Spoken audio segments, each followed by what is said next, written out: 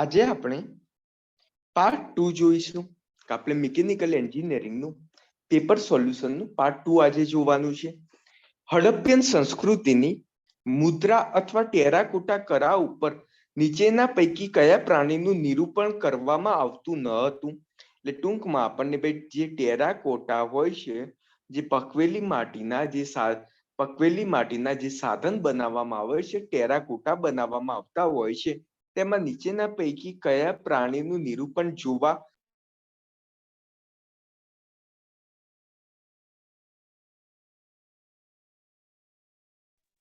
ભાઈ એમાં ભાઈ ગાય, બીમાં હાથી, સીમાં ગેંડો અને ડીમાં વાઘ આપેલું છે.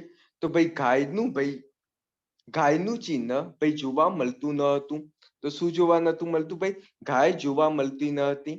અલબરૂનીના મત અનુસાર કુષાણુના અનુગામીઓ કે જેમને ઉત્તર ભારતમાં 10મી અને 11મી સદીમાં શાસન કર્યું હતું, તેઓ ખાલી જગ્યા હતા. અલબરૂનીના મત અનુસાર કુષાણુના જે અનુગામીઓએ જેમને ઉત્તર ભારતમાં 10 થી 11મી સદી દરમિયાન શાસન કર્યું હતું, તે કોણ હતા? તો હવે સિમ્પલ વસ્તુ છે કે કુષાણ. તો કુષાણ લોકોનો વિસ્તાર કઈ જગ્યાએ હતો? તો કુષાણનો ભાઈ વિસ્તાર છે જે અફઘાનિસ્તાન સાઈડનો જે સિંધ પ્રદેશ નો વિસ્તાર છે, ત્યાં આગળ ભાઈ કુષાણોનું શાસન હતું. તેમને ભાઈ હિન્દુ શાહી કહેવામાં આવતા હતા, કેમ કે જે હિન્દુ કુશ અફઘાનિસ્તાનમાં એ આસપાસ જે હિન્દુ કુશની પહાડી આવેલી છે, એની આજુબાજુના વિસ્તારમાં એ લોકો રહેતા હતા. એટલા માટે એમનું નામ શું પાડવામાં આવ્યું હતું? ભાઈ હિન્દુ શાહી એમનું નામ પાડવામાં આવ્યું હતું. ઓકે. હવે ગુજરાત રાજ્ય બાબતે નીચેના પૈકી કયા વિધાન સત્ય છે એ જોવાના છે. ભાઈ ગુજરાત બાબતે નીચેના પૈકી કયા વિધાન સત્ય છે એ શોધવાના છે. તે દેશના અન્ય કોઈ પણ રાજ્ય કરતા સૌથી વધુ લાંબો દરિયા કિનારો ધરાવે છે. તો સાચી વસ્તુ છે કે ભાઈ ગુજરાત છે 1600 કિલોમીટર લાંબો દરિયા કિનારો ધરાવે છે. તે એશિયામાં સૌથી મોટી દૂધની ડેરી ધરાવે છે. તો સાચી વસ્તુ છે કે જે આપણી અમૂલ ડેરી છે, એશિયાની સૌથી મોટી ડેરી છે. તે એશિયાઈ સિંહનું એકમાત્ર નિવાસ સ્થાન છે અને હાલમાં સિંહોના પ્રાકૃતિક નિવાસ સ્થાન માટેનું આફ્રિકાની બહાર આવેલું એકમાત્ર સ્થાન છે. તો સાચી વસ્તુ છે કે આપણે એશિયાઈ સિંહનું એકમાત્ર નિવાસ સ્થાન એટલે આપણે ભાઈ ગીરના જંગલો કહેવામાં આવતા હોય છે. આફ્રિકા સિવાય માત્ર એકમાત્ર સિંહનું પ્રાકૃતિક સ્થાન આપણા જુનાગઢમાં ભાઈ ગીરમાં આવેલું છે. જે જુનાગઢની સાઈડની જે રેન્જ છે ને, જુનાગઢ, ગીર સોમનાથ, અમરેલી, બસ માત્ર હવે ત્યાં આગળ આફ્રિકા સિવાય માત્ર એ જ પ્લેસ ઉપર ભાઈ સિંહ જોવા મળતા હોય છે. તો આ ડી છે એ સાચું, એટલે 3 વિધાન મિત્રો સાચા છે. ગુજરાત રાજ્યમાં છેલ્લા 110 વર્ષ દરમિયાન વસ્તી વૃદ્ધિમાં કેટલું થયું છે? ભાઈ વસ્તી વૃદ્ધિની અંદર કેટલા ટકા વધારો થયો છે એના વિશે પ્રશ્ન પૂછાયો છે.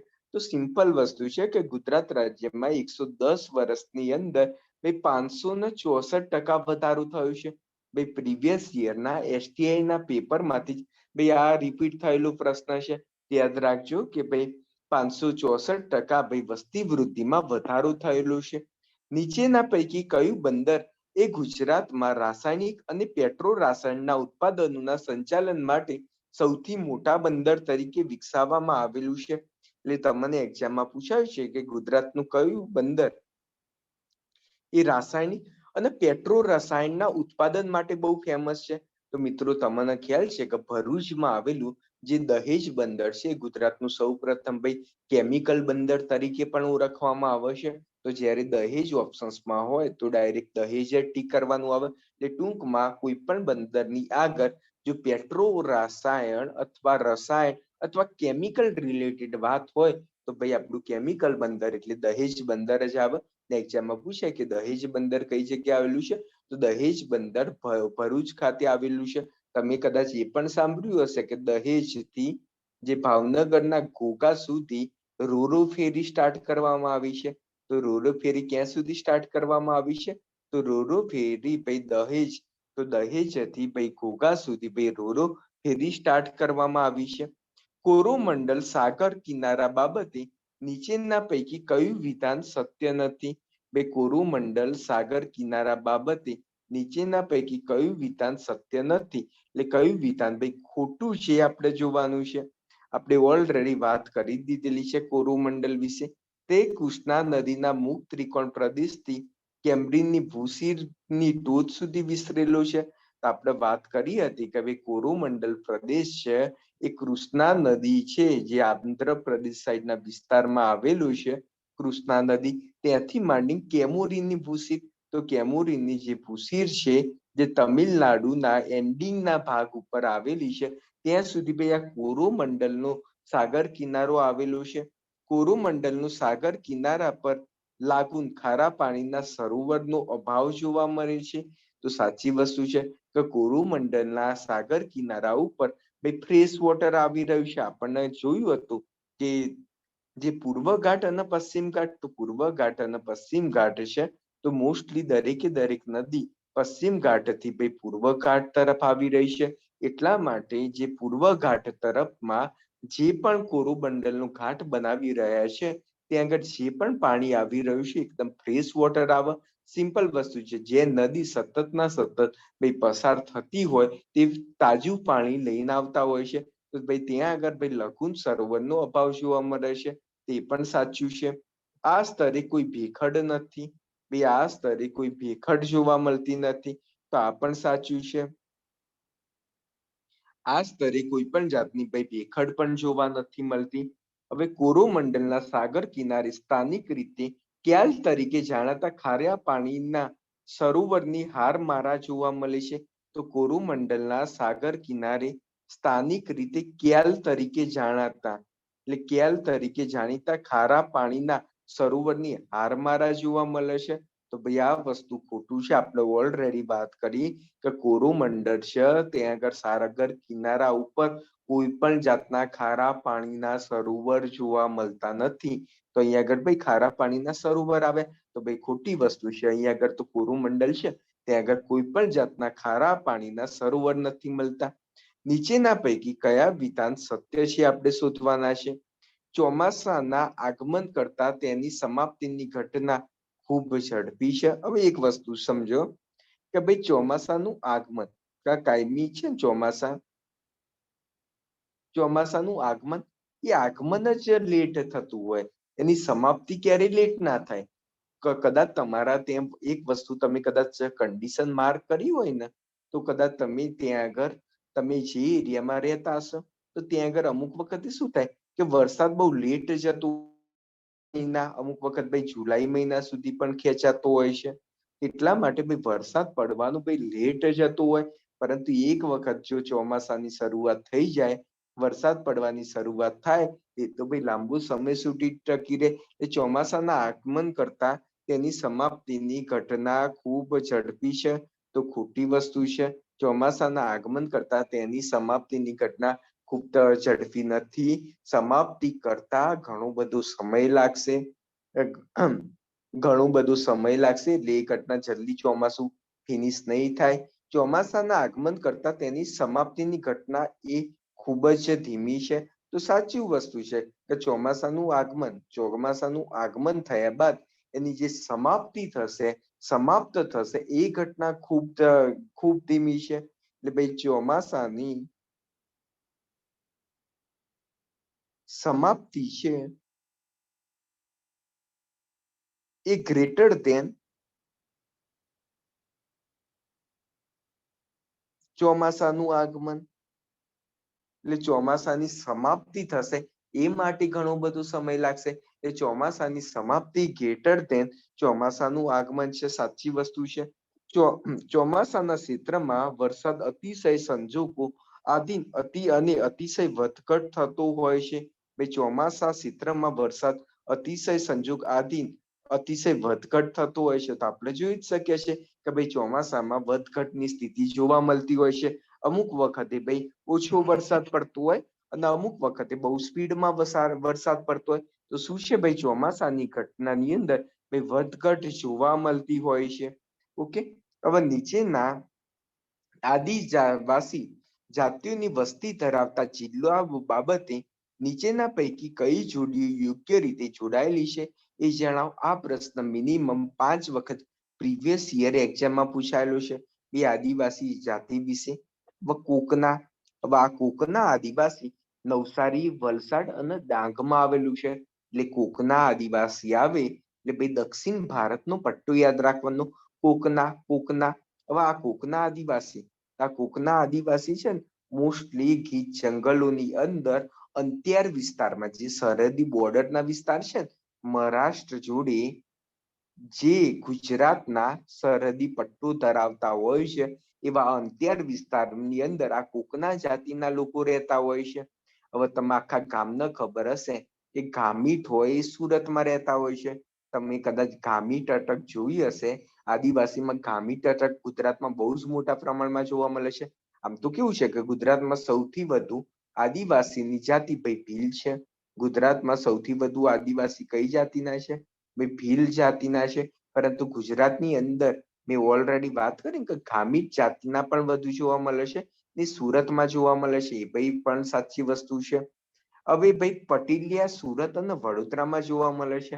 ભાઈ પટીલિયા સુરત અને વડોદરામાં જોવા મળતા નથી. હવે અમુક લોકો પટીલિયા, તો સાહેબ પટેલ, આ પટેલ ઉપરથી આ પટીલિયા બન્યું છે? ભાઈ સાચી વસ્તુ છે, પટેલ ઉપરથી જ ભાઈ પટીલિયા બન્યું છે. આમાં વસ્તુ કેવું થયું હતું કે મધ્યકાલીન યુદ્ધ દરમિયાન મુગલોએ આક્રમણ કર્યું હતું. મુગલ અને સલ્તનત યુગ વાળાએ આક્રમણ કર્યું હતું. એટલે ટૂંકમાં મુસ્લિમ આક્રમણ થયું હતું. એના કારણે જે પટેલ હતા એ મુગલોના ડરથી જંગલોમાં જતા રહ્યા હતા. એ જંગલોમાં જતા રહ્યા હતા તેના કારણે એ લોકો આદિવાસીની જેમ જ રહેતા થયા. એ આદિવાસીની જેમ જ રહેતા થયા એટલા માટે ભાઈ એને પટેલિયા કહેવામાં આવતા હોય છે. ના પટેલિયા છે એ પંચમહાલ અને દાહોદમાં, બે આ પટેલિયા છે એ કઈ જગ્યાએ જોવા મળતા હોય છે? તો આ પટેલિયા એ પંચમહાલ અને દાહોદની અંદર બે પટેલિયા જોવા મળતા હોય છે.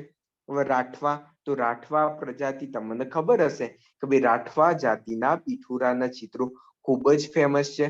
ભાઈ રાઠવા પ્રજાતિના પિઠોરાના ચિત્રો ખૂબ જ ફેમસ હોય છે, જે છોટા ઉદેપુરમાં જોવા મળે છે. તો રાઠવા જાતિ પિઠોરાના ચિત્રો જે ફેમસ છે એ કઈ આ ક્યાં જોવા મળે છે? તો ભાઈ છોટા ઉદેપુરમાં જોવા મળે છે. તો 1, 2 અને 4 સાચા છે, જ્યારે આ પટેલિયા વાળું ખોટું છે. પટેલિયા કુંભ એ પંચમહાલ અને દાહોદની અંદર જોવા મળતી હોય છે. ઓકે, આટલું વસ્તુ ક્લિયર થઈ ગયું છે. કોકના, કુકુ કુકુ કુકુ ક્યાં જોવા મળે? ભાઈ દક્ષિણમાં, ગામીઠ ભાઈ સુરતમાં, રાઠવા છોટા ઉદેપુરમાં અને પટેલિયા એ પંચમહાલ અને દાહોદમાં જોવા મળે છે. ગુજરાતની ભૌગોલિક લાક્ષણિકતાઓ બાબતે નીચેના પૈકી કયા વિધાન સત્ય છે?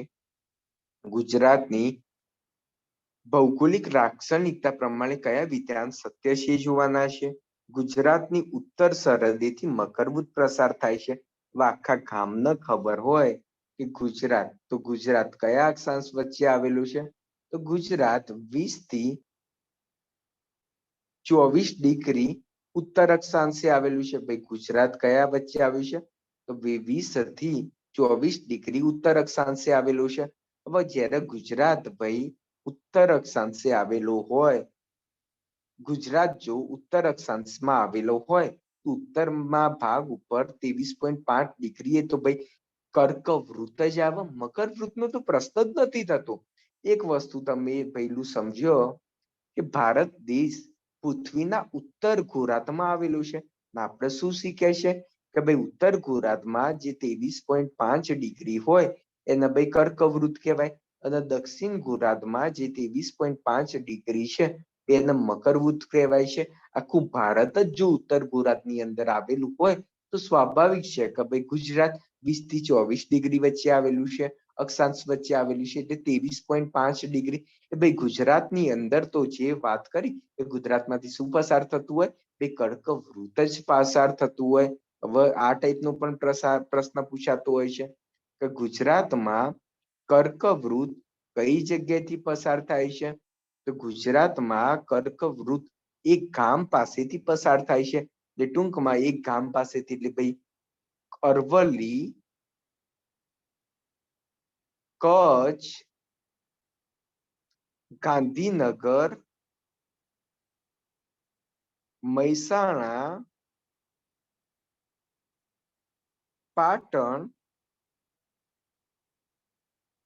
અને સાબરકાંઠા.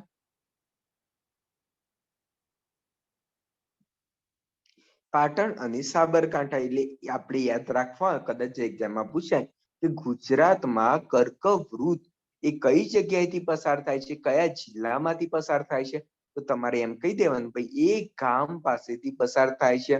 અ ઉપરથી અરવલ્લી, ક ઉપરથી કચ્છ, ગા ઉપરથી ગાંધીનગર, મ ઉપરથી મહેસાણા, પા ઉપરથી ભાઈ પાટણ અને સ ઉપરથી ભાઈ સાબરકાંઠા. ઓકે, આટલી વસ્તુ ક્લિયર થઈ ગઈ. હવે જે આ કર્કવૃત છે ગુજરાતમાં, એને ભાઈ મહી નદી બે વાર ઉરંગે છે. આ પણ પ્રશ્ન બહુ વાર પૂછાય છે કે ભાઈ કઈ નદી કર્કવૃતને ભાઈ બે વાર ઉરંગતી હોય છે, તો મહી નદી એ કર્કવૃતને બે વાર ઉરંગે છે. એ સિવાય જે ધીણોધરનો ડુંગર, જે કચ્છનો જે ધીણોધરનો ડુંગર છે, એ ભાઈ કર્કવૃત પર આવેલું છે. કદાચ એક્ઝામમાં પૂછાય કે કયો ડુંગર કર્કવૃત પર આવેલો છે, તો કચ્છનો જે ધીણોધર ડુંગર છે એ કર્કવૃત પર આવેલો છે. ઓકે, તો અહીંયા આગળ મકરવૃત આવ્યું તો આ સ્ટેટમેન્ટ ખોટું છે. હવે ઓપ્શન્સમાં જોવાનું, ભાઈ ઓપ્શન્સની અંદર એક એક વાર આ બધા ખોટા થઈ ગયા, તો ડાયરેક્ટ આપણને આન્સર મળી ગયો કે આન્સર 2 અને 3 સાચા છે. ગુજરાતે વન હેઠળ આશરે 19.66 લાખ હેક્ટર જમીન ધરાવે છે. તો ભાઈ સાચી વાત છે કે ગુજરાતે વન હેઠળ 19.66 લાખ હેક્ટર જમીન ધરાવે છે. ભેજવાળા પાનખર જંગલો એ ડાંગ અને સુરત ક્ષેત્રમાં ભેરામાં જોવા મળે છે. હવે એક બહુ જ મસ્ત વાત કરી છે કે ભાઈ ભેજવાળા પાનખર જંગલો. હવે તમને ખબર છે કે જે કર્કવૃત વિસ્તાર સાઈડનો હોય, જે આપણે એમ કહેતા હોઈએ છે થોડું ગરમી પણ વધારે જોવા મળતી હોય છે એ વિસ્તારમાં, એટલે આ ટાઈપના વિસ્તારમાં મોટે ભાગે ભાઈ પાનખર જંગલો જ જોવા મળતા હોય છે. હવે સ્વાભાવિક છે કે ભેજવાળા પાનખર જંગલો, તો જે આપણું દક્ષિણ ગુજરાત છે ત્યાં આગળ વરસાદનું પ્રમાણ ખૂબ જ વધારે હોય છે. કદાચ તમને ખ્યાલ હશે કે ગુજરાતમાં મેક્સિમમ વરસાદ જે વલસાડ છે, વલસાડના જે કપરાડા અને ધરમપુર તાલુકો છે ત્યાં આગળ મેક્સિમમ વરસાદ પડતો હોય છે. ડાંગ, સુરત એ દરેકે દરેક જગ્યા પર મેક્સિમમ વરસાદ પડતો હોય છે. જેમ ગુજરાતના દક્ષિણ ગુજરાતમાંથી આપણે ઉત્તર ગુજરાત તરફ જતા જઈએ છીએ, તેમ તેમ વરસાદનું પ્રમાણમાં ભાઈ ઘટાડો થતો જાય છે. એના પરથી જ આપણને ખ્યાલ છે કે ભાઈ બનાસકાંઠા છે, જે બનાસકાંઠાનો કચ્છ, એમાં વરસાદનું પ્રમાણ ભાઈ ખૂબ જ ઓછું જોવા મળતું હોય છે. આમાં શું ભાઈ ભેજવાળા પાનખર જંગલો ડાંગ અને સુરત ક્ષેત્રના વેરા ક્ષેત્રમાં જોવા મળે છે. એ પણ ભાઈ સાચું સ્ટેટમેન્ટ છે. ગુજરાતમાં વન્ય પ્રાણી અભયારણ્ય બાબતે નીચેના પૈકી કયા વિધાન સાચા છે એ લખવાનું છે. હવે કચ્છના, હવે એક જ મિનિટ, કે આપણને એ શોધવાનું છે કે આપણને 3 સ્ટેટમેન્ટ આપેલા છે, તો એમાંથી કયું વિધાન સાચું છે. તો પેલું છે કે ભાઈ કચ્છના નાના રણમાં ઘુડખરનું અભયારણ્ય આવેલું છે. આખા ગામને ખબર છે કે ભાઈ ઘુડખર છે કચ્છના નાના રણમાં ઘુડખરનું અભયારણ્ય આવેલું છે. ભાઈ સાચું છે. હવે આના પરથી આપણે કાયમી હોય જીપીએસસીમાં પેટર્ન છે વાંચવાની, એ સમજો. કાયમી શું કરવાનું કે તમારે કોઈ પ્રશ્ન વાંચવાનું કે કચ્છના નાના રણમાં ઘુડખરનું અભયારણ્ય આવેલું છે, તો તમે ડમ શ્યોર જ છો કે ના 100% આ સ્ટેટમેન્ટ સાચું છે. એના બાજુમાં તમારે સાચું કરી દેવાનું. પછી બીજું ઓપ્શન્સ નહીં વાંચવા જવાનું. પછી યાદ રાખજો, કદી બીજું ઓપ્શન્સ નહીં વાંચવા જવાનું. નીચે જોવાનું, ભાઈ એક વાળા કેટલા ઓપ્શન છે, ભાઈ 3 છે. સી માં 1 નથી આપેલું, તો ભાઈ એની ઉપર ભાઈ ક્રોસ લીટી મારી દેવાની. એ સી તો આન્સર નહીં આવે, એટલે હવે તમારા સાચા પડવાની સંભાવના ભાઈ 33% થઈ ગઈ છે. બસ થોડ સરોવર એ પક્ષી અભયારણ્ય પાસે સિંહ જોવા મળે છે. હવે થોડ સરોવર એ આગળ સિંહ કઈ લેવા દેવા જ નથી આવતું. એ થોડ સરોવરમાં ક્યાંથી સિંહ આવે?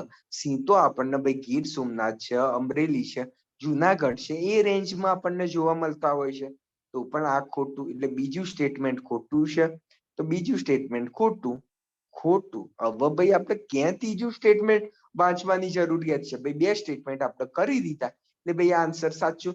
આમ છતાં પણ અત્યારે આપણે તૈયારી કરીએ છીએ એટલા માટે આપણે કરવું પડે. ભાઈ મિટેલા વન્યજીવ અભયારણ્યમાં સારસ જોવા મળે છે. ભાઈ મિત્યાલા જે વન્ય જીવ અભયારણ્ય છે ભાઈ અમરેલીમાં આવેલું છે અને અમરેલીમાં જે આ મિત્યાલા અભયારણ્ય છે ને એ સિંહ માટે બહુ ફેમસ છે, સારસ માટે બી ફેમસ નથી, તો એ પણ ખોટું છે. આ રીતે તમે કરી શકો છો. હવે તમે જો કે સેમ એ જ રીતે કે ઇન્ટેન્સિફિકેશન ઓફ ફોરેસ્ટ મેનેજમેન્ટ સ્કીમ, ભાઈ ઇન્ટેન્સિફિકેશન ઓફ ફોરેસ્ટ મેનેજમેન્ટ સ્કીમ એટલે ટૂંકમાં એક વસ્તુ સમજો કે આમાં ભાઈ વન્ય વિસ્તારનું ભાઈ મેનેજમેન્ટ કરવાનું છે. જંગલની અંદર કેવી રીતે વૃક્ષ ઉછેરવાના છે, કયા વૃક્ષ ઉછેરીએ તો આપણને મેક્સિમમ ઇકોનોમિક બેનિફિટ થાય, ભાઈ જૈવ વિવિધતામાં વધારો કરી શકાય, એ માટે ભાઈ ઇન્ટેન્સિફિકેશન ઓફ ફોરેસ્ટ મેનેજમેન્ટ સ્કીમ વિશે નીચેના પૈકી કયા વિધાન સત્ય છે એ માટે હવે એક વસ્તુ છે. અહીંયા આગળ શું છે, IMFS એ માત્ર દાવા નરને નિયંત્રણ અને વ્યવસ્થાપનનું કાર્ય કરે છે. એટલે ભાઈ મેં કીધું તો તમને ખરા કે ભાઈ વૃક્ષો કેવી રીતે વધારવા, જૈવ વિવિધતામાં કેવી રીતે વધારો કરી શકાય, આપણને ઇકોનોમિક બેનિફિટ કેવી રીતે થઈ શકે, એ દરેક બાબત આવરી લેશે, માત્ર દાવા નર નથી. તો ભાઈ ખોટી વસ્તુ છે. હવે ભાઈ પહેલું સ્ટેટમેન્ટ ભાઈ ખોટું છે તો આપણને બી અને ડી ખોટા થઈ ગયા, ભાઈ બી અને ડી ખોટા થઈ ગયા. હવે 50% આપણો આન્સર સાચા પડવાના બે ચાન્સીસ થઈ ગયા છે. તે પવિત્ર વૃક્ષોના રક્ષણ અને સંરક્ષણ બાબતનું કાર્ય કરે છે. ભાઈ તે પવિત્ર વૃક્ષોના રક્ષણ અને સંરક્ષણનું કાર્ય કરે છે. હવે આમાં સિમ્પલ વસ્તુ છે કે ભાઈ વૃક્ષોનું સંરક્ષણનું કાર્ય આ કરતા હોય છે, તો ભાઈ આ વસ્તુ ભાઈ સાચું છે. આ યોજના યુનાઇટેડ નેશન્સ ડેવલપમેન્ટ પ્રોગ્રામના સહાયથી લાગુ કરવામાં આવી છે. તો આ પણ સાચું છે કે આ સ્કીમ છે યુનાઇટેડ નેશન્સ ડેવલપમેન્ટ પ્રોગ્રામ છે એમના સહાયથી કરેલું છે, એટલે ભાઈ બીજો અને ત્રીજો ભાઈ ઓપ્શન સાચો છે. હવે આ તો કેન્સલ જ કર્યું છે ભાઈ લુણી નદી બાબતનું. નીચેના પૈકી કઈ નદી મુખ આગળ ખાડી ધરાવે છે, નીચેના પૈકી કઈ નદી એ મુખ આગળ ખાડી ધરાવે છે એ જોવાનું છે. હવે એક વસ્તુ સમજો કે જે આપણા જે પશ્ચિમ ભારતની જે નદી છે ને એના મુખ આગળ ભાઈ ખાડી ધરાવે છે, જે દક્ષિણ, જેમાં તમે જોઈ શકો છો કે ભાઈ તાપી છે. તો તાપી કઈ જગ્યાએ, ભાઈ પશ્ચિમ, આપણે જે ટૂંકમાં એમ સમજો કે પૂર્વ બાજુની નદી, પૂર્વ બાજુની નદી એટલે આપણા યુપી, બિહાર, પશ્ચિમ બંગાળ સાઈડની જે નદી વહેતી હોય ને જેનો વહેણનો માર્ગ ભાઈ પૂર્વ બાજુ હોય એ પૂર્વ દિશા તરફની નદી કહેવાય, અને જેનો વહેણનો માર્ગ ભાઈ પશ્ચિમ દિશા તરફના હોય તેમને ભાઈ પશ્ચિમ બાજુની નદી કહેવાય. તો તાપી તમને ખ્યાલ હશે કે ભાઈ તાપી છે એ આપણા સુરત, તાપી સુરત એ આ જગ્યાએ જિલ્લામાંથી ભાઈ પસાર થાય છે. અને લાસ્ટમાં તમે જોઈ શકતા હોઈએ છે કે ભાઈ જે અરબ સાગર, જે ખંભાતનો અખાત એનાથી આગળ જઈએ તો અરબ સાગર આવતો હોય છે, તો ત્યાં આગળ ભાઈ વિલય થઈ જતો હોય છે. તો એટલે ટૂંકમાં નીચેના પૈકી કઈ નદીનું મુખ આગળની ખાડી એસ્ચ્યુરી બનાવે છે. એસ્ચ્યુરી માટે ભાઈ બે નદી બહુ ફેમસ છે, ભાઈ નર્મદા નદી પણ એસ્ચ્યુરી બનાવે છે અને તાપી નદી પણ એસ્ચ્યુરી બનાવે છે, તો ભાઈ તાપી નદી આન્સર આવશે. નીચેના પૈકી કયું વિધાન સત્ય છે જણાવો. નીચેના પૈકી કયું વિધાન સત્ય છે એ જણાવો. તો ગુજરાતના પૂર્વ ઉત્તર ભાગનું કચ્છ પ્રદેશ એ બોક્સાઇટ, જીપ્સમ, અકીક, ચૂનાના પથ્થર જેવી ખનીજોથી સમૃદ્ધ છે. આખા ગામને ખબર છે કે ભાઈ કચ્છ આવે એટલે કચ્છ એ બોક્સાઇટ માટે બહુ જ ફેમસ છે. એલ્યુમિનિયમની કાચી ધાતુ એટલે ભાઈ આપણે બોક્સાઇટ કહેતા હોઈએ છીએ. જીપ્સમ એટલે ભાઈ ચીરોડી માટે. અકીક અને ચૂનાના પથ્થર જેવા જે કિંમતી પથ્થરો છે એ પણ આપણને મળી આવે છે. તો થોડા પ્રમાણમાં ભાઈ આપણને અકીક અને ચૂનાના પથ્થર જેવા ખનીજો પણ મળી આવે છે, તે પણ આપણને પ્રાપ્ત થતા હોય છે. ગુજરાતનું દ્વીપકલ્પ સૌરાષ્ટ્રે ત્રણેય બાજુએ સમુદ્રના પાણીથી ઘેરાયેલું છે. આપણને ખબર છે કે સૌરાષ્ટ્ર છે એના 3 બાજુમાં પાણી આવેલું છે. તમે સિમ્પલ મેપ જુઓ સૌરાષ્ટ્રનું તો પણ આપણને આઈડિયા આવી જશે કે આ રીતનું આવતું હોય છે. આપણે જોઈ શકીએ ભાઈ સૌરાષ્ટ્રની 3 બાજુમાં ભાઈ પાણી ધરાવે છે. ના અવારનવાર આગળ પણ પૂછાયેલું છે કે ગુજરાતનું વન હેક્ટર કેટલું, ભાઈ 19.66 લાખ હેક્ટર જમીન ધરાવે છે. તો ભાઈ એ પણ સાચું છે. હવે એક વસ્તુ સમજો, કદાચ તમને આમાં કન્ફ્યુઝન થાય છે કે કચ્છમાં કઈ ધાતુ આવેલી છે? આમ તો કચ્છમાં લિગ્નાઇટ કોલસા માટે પણ બહુ ફેમસ છે મિત્રો. કચ્છ લિગ્નાઇટ કોલસાના ઉત્પાદનમાં પ્રથમ ક્રમાંક આવે છે. ભાઈ કચ્છ એ લિગ્નાઇટ કોલસાના ઉત્પાદનની અંદર ભાઈ પહેલો નંબર આવતો હોય છે. તે પણ યાદ રાખજો. કચ્છ શેનામાં ભાઈ ફર્સ્ટ રેન્ક છે? તો કચ્છ એ લિગ્નાઇટ કોલસામાં ભાઈ ફર્સ્ટ રેન્ક આવે છે. હવે તમારા 19.66 લાખ હેક્ટર, આ તો તમને ભાઈ સ્યોરિટી જ છે કે ભાઈ આ તો સાચું જ છે.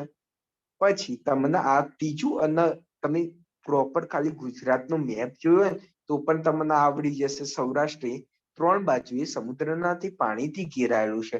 તો આ બે વિશે ખબર હોય તો તમે ઉપરોક્ત તમામ જ ઓપ્શન્સ આવશે. ભારતમાંથી નીચેના પૈકી કયું રાજ્ય દેશની સૌથી પ્રાચીનતમ ખડક રચનાઓ ધરાવે છે?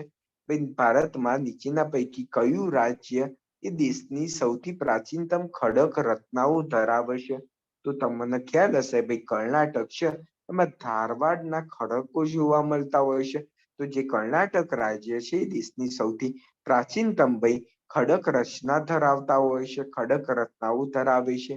નીચેના પૈકી કઈ પર્વતમાળા તેના બે ઢોળાવો પર અલગ અલગ પ્રકારની વનસ્પતિ ધરાવે છે? હવે તમને ખ્યાલ છે કે ભાઈ પશ્ચિમ ઘાટ. હવે કોઈ મિત્રોને ખ્યાલ ના હોય કે પશ્ચિમ ઘાટ અને પૂર્વ ઘાટ. હવે પશ્ચિમ ઘાટમાં શું છે કે તમે જોયું હશે કે જે સહ્યાદ્રીની જે પર્વતમાળા છે આ રીતે ફેલાયેલી છે. હવે સહ્યાદ્રીની પર્વતમાળાના કારણે શું થાય છે કે વરસાદ પશ્ચિમ ઘાટની એક બાજુમાં બહુ જબરજસ્ત પડે છે. એના કારણે ભાઈ નિત્ય લીલા હોય છે, ને એક બાજુમાં ભાઈ વરસાદ આગળ પડી જાય તો પાછળની બાજુમાં તો ના જ પડે. એટલે ભાઈ ત્યાં આગળ એટલા પ્રમાણમાં વરસાદ નથી પડતો. એના કારણે એક સાઈડ ભાઈ પાંથખર હોય છે. આ કઈ જગ્યાએ જોવા મળે છે? માત્ર પશ્ચિમ ઘાટમાં જ આ ટાઈપની ઘટના જોવા મળે છે. તો એક સાઈડ ભાઈ નિત્ય લીલા જંગલો જોવા મળે છે, એક સાઈડ ભાઈ પાંથખર જંગલો જોવા મળતા હોય છે. ઓકે, તો આ બહુ ઇમ્પોર્ટન્ટ છે. તો એ તમે સમજી લીધું છે. ગુજરાતના નીચેના પૈકી આદિવાસી જાતિ ખાંડેસી ભીલ તરીકે પણ જાણીતી છે? તો જે બરડો ડુંગર છે એના ઉપર જે ભીલ જાતિ છે એને ભાઈ ખાંડેસી ભીલ તરીકે પણ ઓળખવામાં આવે છે. મોસ્ટ આઈએમપી છે, બરડા ડુંગર પર આવેલી છે એ માટેની. પછી બીજી પંચવર્ષીય યોજના બાબતે નીચેના પૈકી કયા વિધાન સત્ય નથી અથવા કયા વિધાન સત્ય નથી? ક્યારે પણ એક્ઝામની અંદર કોઈ ઓપ્શન્સમાં સત્ય નથી આપેલું હોય તો ડાયરેક્ટ લખી દેવાનું કે નીચે બીજી પંચવર્ષીય યોજના બાબતે નીચેના પૈકી કયા વિધાન ખોટા છે એ આપણે શોધવાના છે. નીચેના પૈકી કયા વિધાન ખોટા છે એ જોવાના છે. તેમાં લાંબા ગાળાના આર્થિક લાભ માટે મૂડીમાલ અને ભારિત ઉદ્યોગ તરફ પરિવર્તનને લક્ષ્યમાં લીધું હતું.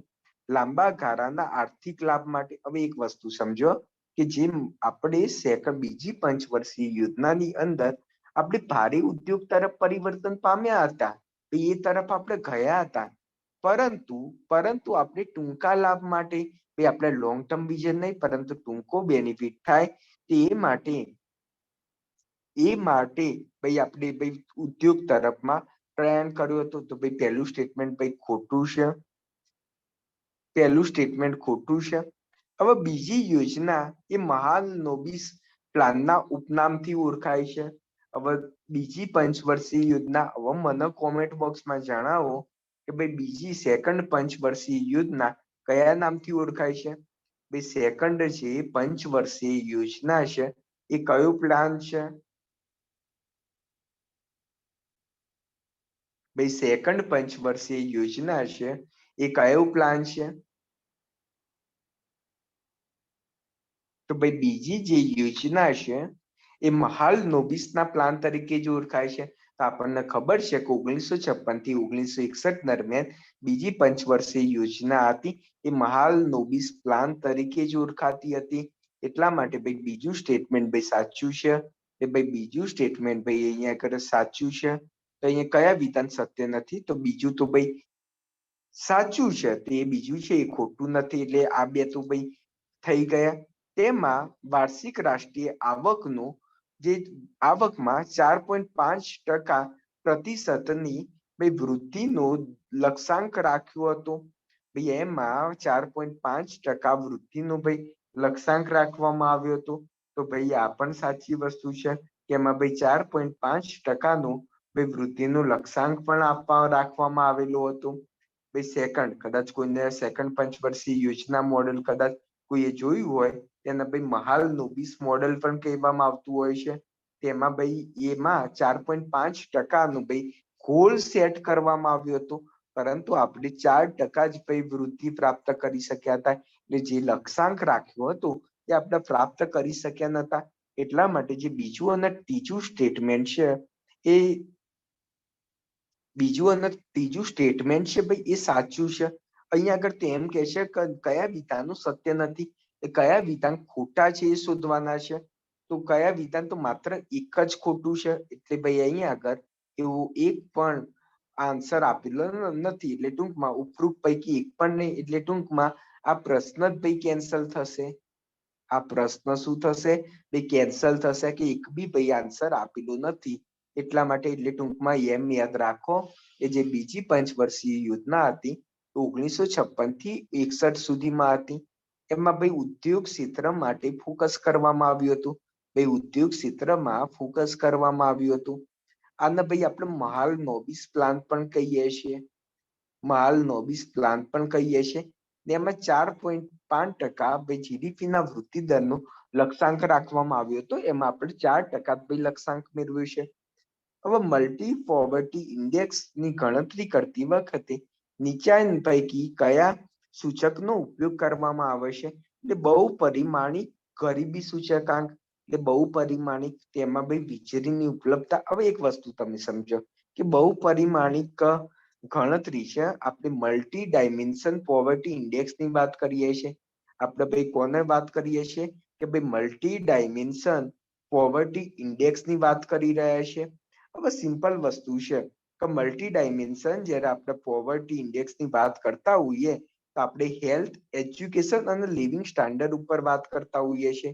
એ આપણે હેલ્થ, એજ્યુકેશન અને લિવિંગ સ્ટાન્ડર્ડ ઉપર વાત કરતા હોઈએ છીએ. હવે કોઈ વ્યક્તિને ગરીબ ક્યારે ગણી શકાય? કે જો એની ભાઈ આરોગ્યની ફેસિલિટી ના મળતી હોય, એને ભાઈ એજ્યુકેશનની ફેસિલિટી ના મળતી હોય, કાં તો ભાઈ એને લિવિંગ સ્ટાન્ડર્ડ હોય એને ભાઈ પ્રોપર રીતે ના મળતું હોય, એના આધારે ભાઈ આપણે ગણતા હોઈએ છીએ મલ્ટી ડાયમેન્શન પોવર્ટી ઇન્ડેક્સ ભાઈ ગણાતું હોય છે.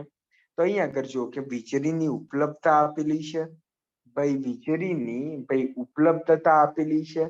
તો હવે વીજળીની ઉપલબ્ધતા, હવે તમે વિચાર કરો કે શું ગરીબી માટે વીજળીની ઉપલબ્ધતા ભાઈ ધ્યાનમાં લેવામાં આવતી હશે?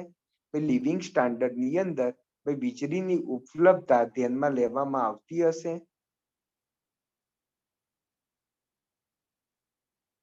પછી ટેલિફોનની ઉપલબ્ધતા, તો ભાઈ ટેલિફોનની ઉપલબ્ધતા તો ભાઈ ખોટી વસ્તુ છે. ટેલિફોન હોય કે ના હોય, એ ગરીબાઈ માટે એટલો બધો આપણને ફરક નથી પડતો. માતા મૃત્યુ દર, તો માતા મૃત્યુ દર ટાઈપનું પણ કોઈ પણ જાતનું આની અંતર્ગત સમાવેશ નથી કરવામાં આવ્યું. એમાં જે બાળકોનું મૃત્યુ દર છે, જે ચાઇલ્ડ મોર્ટાલિટી રેટ છે, એ ગણવામાં આવે છે. એટલે માતા મૃત્યુ દર પણ નહીં આવે. અને ઉચ્ચ શિક્ષણની ઉપલબ્ધતા, તો ભાઈ ઉચ્ચ શિક્ષણની ઉપલબ્ધતા નથી ગણવામાં આવતી. આમાં 6 વર્ષ સુધી એજ્યુકેશન કેવું મળે છે બાળકોને એ જોવામાં આવતું હોય છે. તે માત્ર વીજળીની ઉપલબ્ધતા એ મલ્ટી પોવર્ટી ઇન્ડેક્સ ની અંદર ગણવામાં આવે છે. એક વસ્તુ તમે સમજો કે મલ્ટી પોવર્ટી ઇન્ડેક્સ એ ગરીબી માપવા માટેનું સ્ટાન્ડર્ડ છે. હવે કોઈ વ્યક્તિ ગરીબ કેવી રીતે છે એને ભાઈ માપવું હોય, એ માટેનું ભાઈ એક સ્ટાન્ડર્ડ બનાવવામાં આવેલું છે, મલ્ટી પોવર્ટી ઇન્ડેક્સ. એમાં મુખ્યત્વે મેં વાત કરી કે હેલ્થ, એજ્યુકેશન અને લિવિંગ સ્ટાન્ડર્ડ, આ 3 માનાંક રાખવામાં આવ્યા છે. હવે હેલ્થની અંદર શું ભાઈ ન્યુટ્રિશન સારું એવું મળવું જોઈએ, ભાઈ પોષણ સારું એવું મળવું જોઈએ. ચાઇલ્ડ મોર્ટાલિટી રેટ એટલે જે બાળ મૃત્યુ દર છે એવો ઓછો હોવો જોઈએ. ભાઈ એજ્યુકેશનમાં તો 0 થી જે 6 વર્ષના છે એમને પ્રોપર રીતે ભાઈ એજ્યુકેશન મળવું જોઈએ. સ્કૂલમાં એટેન્ડન્સમાં પણ વધારો હોવો જોઈએ. પછી લિવિંગ સ્ટાન્ડર્ડમાં તો ભાઈ ખાવાનું બનાવવા માટે જે એગ્રીકલ્ચર ક્રોપ છે એ ઉપલબ્ધ થવા જોઈએ, સેનિટેશનની સુવિધા હોવી જોઈએ. એટલે ટૂંકમાં એમ વસ્તુ સમજો કે દરેકના ઘરમાં ટોયલેટની સુવિધા હોવી જોઈએ, પ્રોપર ડ્રિંકિંગ વોટર એ અવેલેબલ હોવું જોઈએ, ઇલેક્ટ્રિસિટી અવેલેબલ હોવી જોઈએ, હાઉસિંગ અવેલેબલ હોવું જોઈએ. જો આટલી વસ્તુ પ્રોપર રીતે અવેલેબલ હોય તો પછી તમે એમ કહી શકો કે ભાઈ મલ્ટી પોવર્ટી ઇન્ડેક્સ ની અંદર એ આવતા નથી. હવે સંતુલિત અંદાજિત પત્રનો અર્થ શૂન્ય સાથેનું અંદાજપત્ર. હવે એક વસ્તુ છે, સંતુલિત અંદાજપત્રનો અર્થ શું કહેવાય? ભાઈ સંતુલિત અંદાજપત્ર, અંદાજપત્ર છે, જે બજેટ છે એ ભાઈ સંતુલિત અંદાજપત્ર છે. તેને ક્યારે કહી શકાય? તો રાજકોષીય ખાત સાથેનું ભાઈ અંદાજપત્ર. હવે આ પણ કેન્સલ થવું જોઈએ, મને ખ્યાલ નથી કે જીપીએસસી ભાઈ કેન્સલ કર્યું. ભાઈ રાજકોષીય ખાત ન ક્યારે રેવન્યુ ડેફિસિટ ના કહેવાય, રાજકોષીય ખાત ન તો ભાઈ ફિસ્કલ ડેફિસિટ કહેવાય. એટલે ભાઈ જીપીએસસી ભાઈ પ્રોપર ટ્રાન્સલેશન કરવામાં જ ભૂલ કરે છે. ભાઈ રાજકોષીય ખાત ન શું કહેવાય? ભાઈ ફિસ્કલ ડેફિસિટ. એટલે ભાઈ સરકારની કુલ આવક એમાંથી કુલ જાવક બાદ કરીએ, કુલ આવકમાંથી સરકારનો ભાઈ કુલ ખર્ચ બાદ કરતા હોઈએ છે તો આપણને ભાઈ રાજકોષીય ખાત આપણને મળતી હોય છે. આના પરથી આપણે આઈડિયા લગાવી શકીએ છીએ કે ભાઈ સરકાર એટલી કેટલી ખાતમાં છે. એને શું કહેવાય? ભાઈ ફિસ્કલ ડેફિસિટ કહેવામાં આવતું હોય છે. તો આ વસ્તુ શું છે કે સંતુલિત અંદાજપત્રનો અર્થ શૂન્ય સાથેનું ખાલી જગ્યા. તો શૂન્ય સાથેનું જે ફિસ્કલ ડેફિસિટ હોય એ ભાઈ કોઈ પણ જાતનું ભાઈ રાજકોષીય ખાત નથી. એટલે કોઈ પણ જાતનું ભાઈ અંદાજ આપણે બહારથી લોન લેવાની જરૂરિયાત નથી. તેને ભાઈ ફિસ્કલ ડેફિસિટ રાજીરો સાથેનું શૂન્ય સાથેનું અંદાજપત્ર ગણતા હોઈએ છે. એક ચલણના અન્ય ચલણના સંદર્ભમાં મૂલ્યના વધારાને શું કહેવાય? ભાઈ એક ચલણના અન્ય ચલણના સંદર્ભમાં જે મૂલ્ય વધારો થયો તેને ભાઈ મૂલ્ય વૃદ્ધિ કહેવામાં આવે છે, એપ્રિસિએશન કહેવામાં આવે છે. ફુગાવામાં વધારો થવાથી નીચેના પૈકી કયા જૂથની વ્યક્તિઓને ફાયદો થશે? હવે એક વસ્તુ સમજો કે ભાઈ ફુગાવોમાં વધારો થયો છે. ફુગાવો એટલે શું ભાઈ? મોંઘવારીમાં વધારો થયો છે. તો મોંઘવારીમાં વધારો થવાથી કોને ભાઈ ફાયદો થાય છે? ભાઈ મોંઘવારી વધવાથી નીચેના પૈકી કયા વર્ગને ભાઈ ફાયદો થાય છે? હવે ભાઈ પગારદાર વર્ગ. હવે પગારદાર વર્ગ હોય એને તો ભાઈ ગવર્મેન્ટ 25,000 સેલેરી આપે તો ભાઈ 25,000 જ સેલેરી આપે. મોંઘવારી કઈ વધવાથી એ સેલેરી કઈ વધારવાના ગવર્મેન્ટ નથી. ગવર્મેન્ટ કોઈ પણ જાતની સેલેરી વધારવાના નથી. તો ભાઈ પગારદાર વર્ગને તો ભાઈ નુકસાન જ થવાનું છે.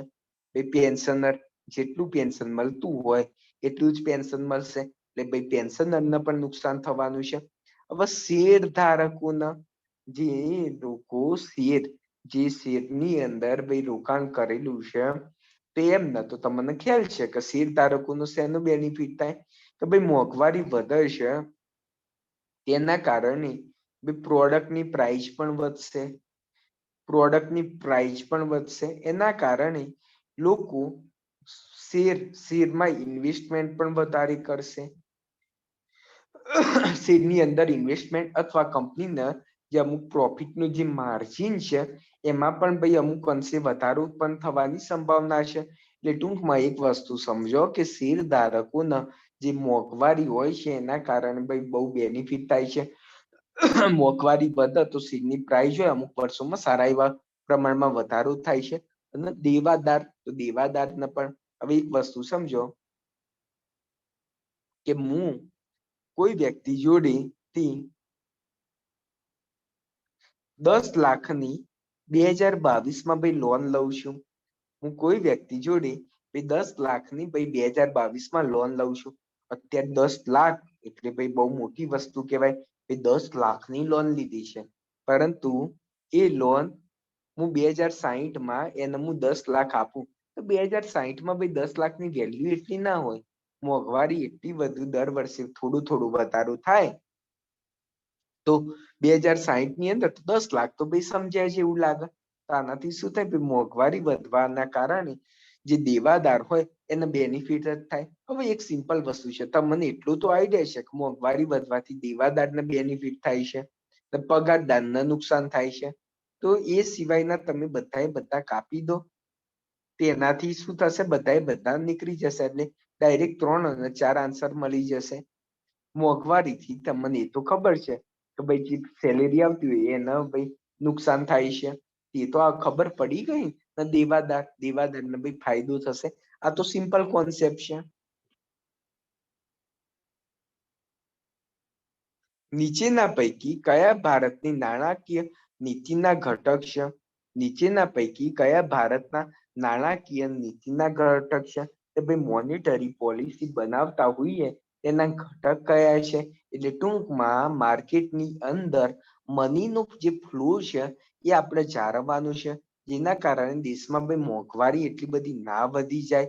એટલા માટે ભાઈ આપણે રેપો રેટ છે, રિવર્સ રેપો રેટ, એને શું કહેવાય ભાઈ, નીતિ દર કહેવાય. પોલિસી રેટ, એ સિવાય ઓપન માર્કેટ ઓપરેશન એટલે ખુલ્લા બજારની પ્રક્રિયા દ્વારા લે વેચ દ્વારા પણ આપણે ભાઈ જે ફુગાવા ઉપર કંટ્રોલ રાખે છે.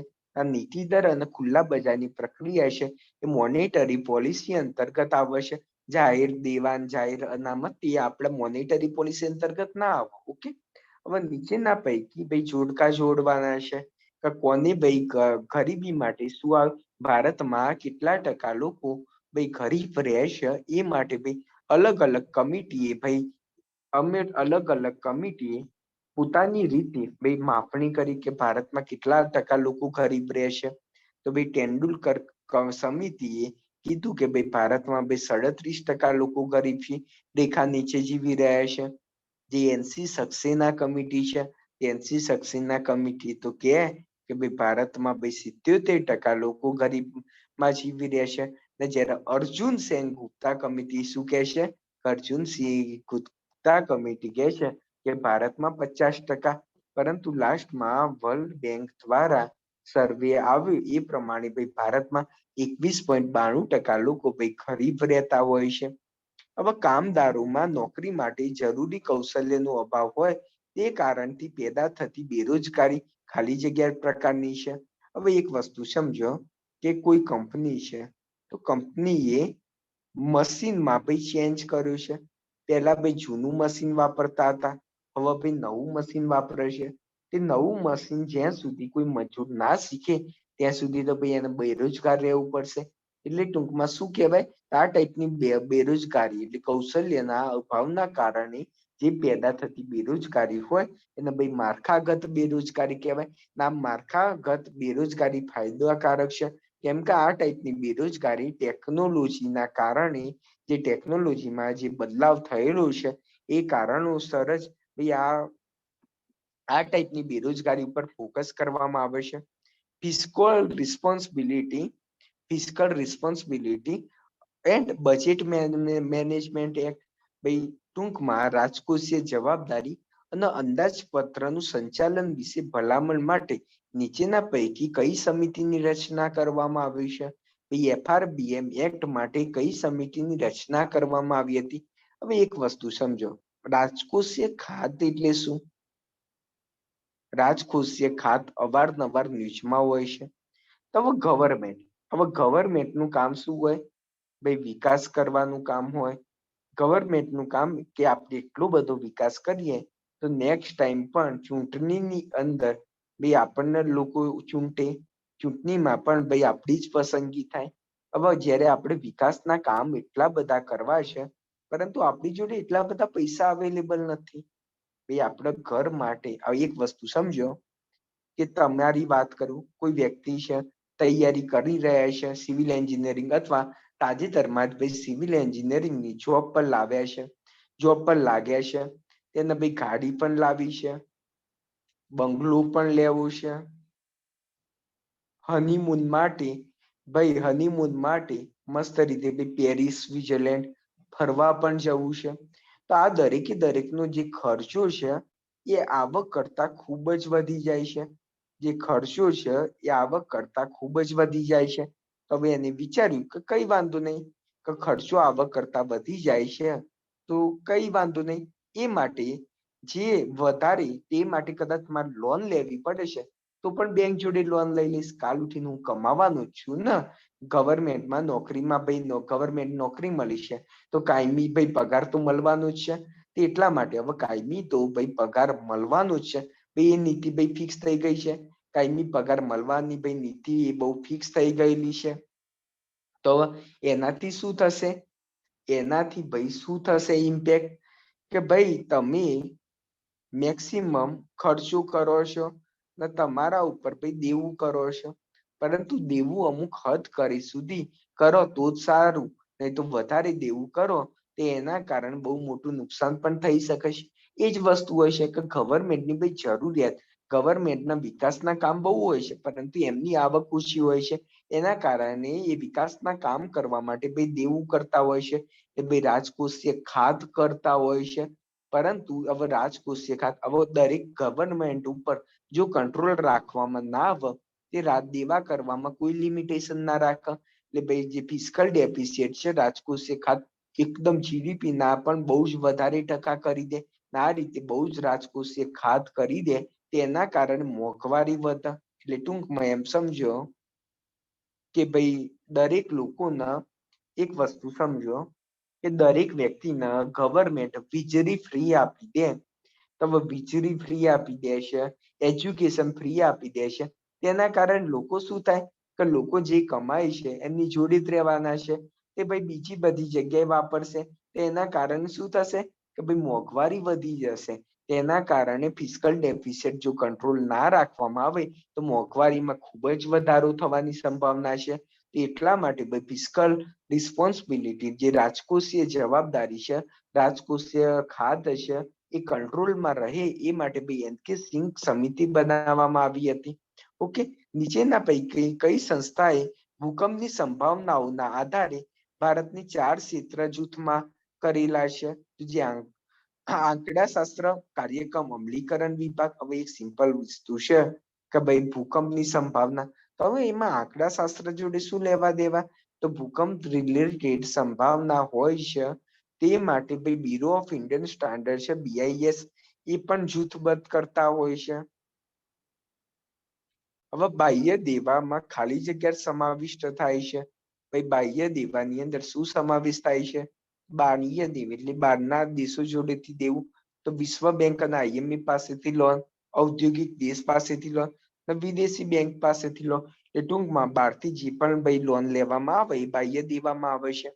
નીચેના પૈકી કયું ભારતીય જામીનગીરી અને વિનિમય board security and exchange board of ઇન્ડિયાનું કાર્ય નથી? સેબી નું કાર્ય નથી. તમને ખ્યાલ છે કે સેબી ની સ્થાપના ક્યારે થઈ હતી? 1992 થઈ હતી. ભાઈ એનું કામ શું છે? ભાઈ security and exchange board of India.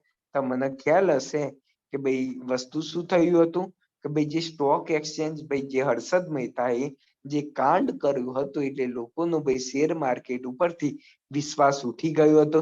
કે ભાઈ શેર માર્કેટની ભાઈ ધ્યાન રાખવાનું કામ માટે ભાઈ સેબી નામની સંસ્થા બનાવવામાં આવી હતી. એની સ્થાપના 1992 કરવામાં આવી હતી. તો ભાઈ એનું કામ સ્ટોક એક્સચેન્જ ઉપર દેખરેખ રાખે, વેપારી બેંક અને મ્યુચ્યુઅલ ફંડનું નિયમન પણ કરતા હોય છે. તંદુરસ્ત મૂડી બજારના વિકાસને ભાઈ પ્રોત્સાહન પણ આપતા હોય છે. નવી મૂડી સમસ્યાનું વીમા લેખન, એટલે ટૂંકમાં મૂડી સમસ્યાનું વીમા લેખનનું કામ નથી. ઓકે, ટૂંકમાં એમનું કામ ભાઈ પ્રોત્સાહન અને દેખરેખ રાખવાનું છે. ભાઈ જોખમી મૂડીનો અર્થ શું થાય છે? ભાઈ વેન્ચર મૂડી કોને કહેવાય? હવે એક વસ્તુ કહેવાય કે ભાઈ જોખમી મૂડી. હવે જોખમી મૂડી કોને કહેવાય? કોઈ વ્યક્તિ ભાઈ નવું સ્ટાર્ટઅપ કરતા હોય એના ભાઈ લાંબા ગાળા માટે તમે ભાઈ મૂડી પ્રોવાઈડ કરો છો, એને ભાઈ વેન્ચર મૂડી કહેવાય. હવે સમજો કે કાલ ઉઠીને હું મોટી એક કંપની બનાવી રહ્યો છું, એ માટે હું બેંક પાસેથી 25 કરોડની ભાઈ લોન લઈ રહ્યો છું. 25 કરોડની લોન એ ટૂંકા ગાળા માટે નહીં, એટલે હું 5 વર્ષ કરતા પણ વધુ લાંબા સમય માટે ભાઈ લોન લઈ રહ્યો છું. એટલે હવે બેંક વાળા ડરી ગયા કે ભાઈ હવે આ પૈસા 25 કરોડ આપે છે, શું ખબર એના પૈસા આવતા. આને શું કહેવાય કે નવા ઉદ્યોગ સાહસિકોને પૂરી પાડવામાં આવેલી લાંબા ગાળાની સ્ટાર્ટઅપ મૂડી એટલે ભાઈ એને શું કહેવાય? ભાઈ વેન્ચર મૂડી અથવા જોખમી મૂડી કહેવામાં આવે છે. હવે ગોલ્ડ મોનેટાઇઝેશન યોજના બાબતે નીચેના પૈકી કયા વિધાન સત્ય છે? ભાઈ ગોલ્ડ મોનેટાઇઝેશન યોજના બાબતે કયા વિધાન સત્ય છે? આ યોજના અંતર્ગત કોઈ વ્યક્તિ કે સંસ્થા બેંકમાં કિંમતી ધાતુ જમા કરાવીને રોકડ અથવા સોનાના સ્વરૂપમાં વ્યાજ મેળવી શકે છે. તો સાચી વસ્તુ છે કે ભાઈ બેંકમાં, હવે આ વસ્તુ શું થાય કે ભાઈ બેંકમાં ભાઈ સોનું જમા કરાવીને પૈસા લેવા હોય તો ભાઈ પૈસા લઈ શકે છે. એના પછી તેના પર મેળવેલ વ્યાજને આવકવેરા અને મૂડી લાભ કરમાંથી મુક્તિ આપવામાં આવી છે. આમાંથી જે આપણને વ્યાજ મળે, જે આપણે સોનું છે એ બેંકને આપીએ છીએ, તો બેંક એની સામે આપણને જે વ્યાજ આપે છે ઇન્કમ ટેક્સ ની અંદર નહીં ગણવામાં આવે, મૂડી લાભમાંથી ભાઈ મુક્તિ આપવામાં આવે છે. ભાઈ સાચી વસ્તુ છે. હવે ગોલ્ડ સેવિંગ માટે લઘુત્તમ અવધિ 2 વર્ષ છે. તો ભાઈ ખોટી વસ્તુ છે કે લઘુત્તમ અવધિ ભાઈ 2 વર્ષ માટેની અવેલેબલ નથી, કે ગોલ્ડ મોનેટાઇઝેશન સ્કીમની બે અંતરો અંતર ભાઈ આ જે લઘુત્તમ અવધિ છે એ ચેન્જ થતી હોય છે. ભાઈ એ માટેની લઘુત્તમ અવધિ ભાઈ 5 વર્ષ માટેની હતી, પછી વચ્ચે 3 વર્ષ માટે પણ કરવામાં આવી હતી. એટલે ટૂંકમાં જે આ લઘુત્તમ અવધિ છે એ અવારનવાર ગવર્મેન્ટ ઉપર ભાઈ ડિપેન્ડ કરતા હોય છે કે એમાં ચેન્જીસ કરવાનું. હવે લાસ્ટ પેપરની અંદર પણ આપણે ક્રાંતિ વિશે જોયું હતું કે ભાઈ પીળી ક્રાંતિ, શ્વેત ક્રાંતિ, તે માટેનું આપણે લાસ્ટ લેક્ચરમાં પણ જોયું હતું ને.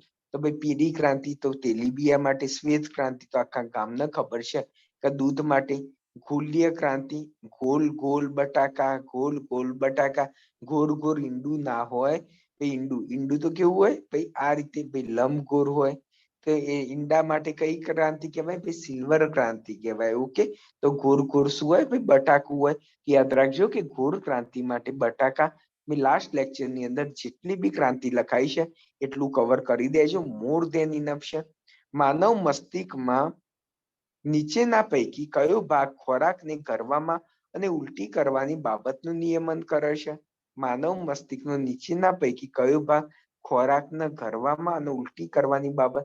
તો જે લંબ મજ્જા હોય છે એ ખોરાક ગરવા અને ઉલટી કરવાના જે બાબત ઉપર ભાઈ ધ્યાન રાખતું હોય છે. ભારત સરકારની યાદી અનુસાર કુલ 4 પ્રાણી સૃષ્ટિ અને 18 જાતિઓ ભારતમાં લુપ્ત થઈ ગઈ છે. ભારતમાં કુલ 4 પ્રાણી સૃષ્ટિ અને 18 જાતિ ભાઈ ભારતમાં લુપ્ત થઈ છે. તેમાંથી કઈ પ્રાણી સૃષ્ટિ નો સમાવેશ થાય છે ભારતની અંદરથી ભાઈ લુપ્ત થઈ હોય એવી કઈ 4 પ્રજાતિ છે એના નામ લખવાના છે. કઈ 4 પ્રાણી સૃષ્ટિ છે? હવે એક વસ્તુ સમજો કે તાજેતરમાં ભાઈ ન્યૂઝમાં આવ્યું હતું કે ભાઈ ભારતમાં ચિત્તા છે ખતમ થઈ ગયા છે, એટલા માટે આ ચિત્તા છે દક્ષિણ આફ્રિકાથી મંગાવ્યા છે. એક સ્વાભાવિક વસ્તુ છે, ચિત્તા ખતમ થઈ ગયા છે. આપણા ત્યાં તકલીફ જ એ છે કે આપણા ત્યાં લોકો કોઈ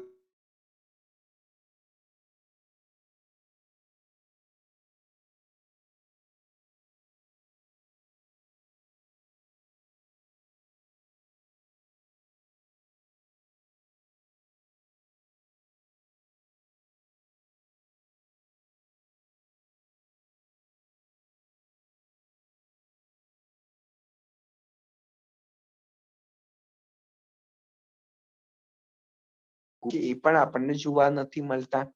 નીચેના પૈકી કયા વિધાન સત્ય નથી? નીચેના પૈકી કયા વિધાન ખોટા છે? તો લો અર્થ ઓર્બિટ તે પૃથ્વીની વચ્ચે આવેલા 160 થી 2000 કિલોમીટરની ઊંચાઈ વચ્ચેની બ્રહ્માંડ કક્ષા છે. તો લો અર્થ ઓર્બિટ તો ભાઈ સાચી વસ્તુ છે. એ નજીકના સમયમાં આ બ્રહ્માંડનો ઓછો સમયગાળો ઓછો 84 થી 127 મિનિટ છે. તો આ પણ સાચું છે. તો નીચેનામાંથી એક પણ ભાઈ ખોટું નથી. એટલે ઓપ્શન શું આવશે? ભાઈ ડી આવશે. અને નેનો ટેકનોલોજી છે. તો નેનો ટેકનોલોજી બાબતે નીચેમાંથી કયું વિધાન સાચું છે? એવી ટેકનોલોજી જેમાં પદાર્થ અને ઉપકરણો અણુની રચના દ્વારા વિકસાવવામાં આવી છે. સાચી વસ્તુ છે. નેનોમીટરના માપ પર ભૌતિક ગુણધર્મો બદલાય છે. તો સાચી વસ્તુ છે કે નેનોમીટરના જે માપ ઉપર હોય તેના ભૌતિક ગુણધર્મો બદલાય છે. નેનોમીટરના માપ પર રાસાયણિક ગુણમાં ક્યારેય ના બદલાય, તો સાચી વસ્તુ છે કે નેનોમીટર હોય તેના રાસાયણિક ગુણધર્મ હોય એ બાબતે કોઈ પણ જાતના ચેન્જીસ થતા નથી. રક્તકણોની આયુષ મર્યાદા કેટલી હોય છે? તો આખા ગામને ખબર હશે કે રક્તકણોની આયુ મર્યાદા હોય છે 120 દિવસ આયુ મર્યાદા હોય છે. જ્યારે દૂધમાંથી મલાઈ અલગ કરવામાં આવે તો શું થાય? દૂધમાંથી મલાઈ અલગ કરવામાં આવે તો દૂધમાંથી મલાઈ અલગ કરીએ તો શું થાય? એની ઘનતામાં વધારો થાય. દૂધમાંથી મલાઈ અલગ કરીએ તો એના ઘનતામાં છે તે વધારો થાય છે. ભારતીય વૈજ્ઞાનિક જગદીશચંદ્ર બોઝે શેના પર સંશોધન કર્યું હતું? તો રેડિયો અને સૂક્ષ્મ તરંગ ઉપર સંશોધન કર્યું હતું. આપણા આહારમાં આયોડીનનું થોડું પ્રમાણ ખાલી જગ્યા માટે જરૂરી છે, તો થાઇરોક્સિન ગ્રંથિના સંતુલન માટે જરૂરી છે. એક વસ્તુ સમજો કે થાઇરોક્સિન ગ્રંથિનું જો સંતુલન ના હોય તો આપણને આયોડીનની ઉણપથી ઘોટાડ નામનો ઘરાનો રોગ થઈ શકે છે. એટલા માટે ઘોટાડ નામનો રોગ ના થાય એટલા માટે આહારમાં સંતુલન જરૂરી છે. હૃદય રોગના અચાનક હુમલા કિસ્સામાં માનવ હૃદયને પુનઃ કાર્યવિત કરવા માટે નીચેના પૈકી કયું પગલું સૌ પ્રથમ અમલમાં મૂકવાની સલાહ કરવામાં આવે છે? તો હૃદય રોગ રીતે અચાનક હુમલો થયો છે તો મોઢાથી મોઢું પુનઃસજીવન કરવું, મોઢાથી મોઢા દ્વારા શ્વાસ આપવાની વાત કરવામાં આવે છે. તમામ એસિડમાં સર્વસામાન્ય તત્વ ખાલી જગ્યા હોય છે.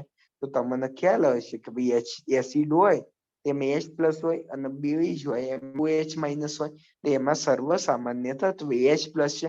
સાયન્સના પ્રશ્ન બહુ જ સિમ્પલ છે, ને તો જીપીએસસી ના સાયન્સમાં પ્રશ્ન બહુ હાર્ડ હોય, પરંતુ આ પેપરમાં એકદમ સિમ્પલ પૂછેલા છે. અને ધ્વનિ અને પ્રકાશ વિશે નીચેના પૈકી કયું વિધાન સત્ય છે? હવામાં ધ્વનિ કરતા પ્રકાશ વધુ ઝડપથી પ્રસરણ પામે છે. એટલે આટલા સિમ્પલ વસ્તુ, આ તો જો ના આવડે ને તો તમે લાયક નથી એન્જિનિયરના.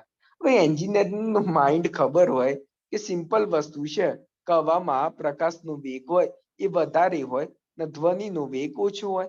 આટલું સિમ્પલ વસ્તુ પૂછાય છે તો પણ અમુક લોકો પાછું ઊંધું ટીક કરીને આવતા હોય છે. નીચેના પૈકી કયા સમુદાયમાં એકમ વિસ્તાર દીઠ જાતિઓની સંખ્યા વધુ જોવા મળે છે?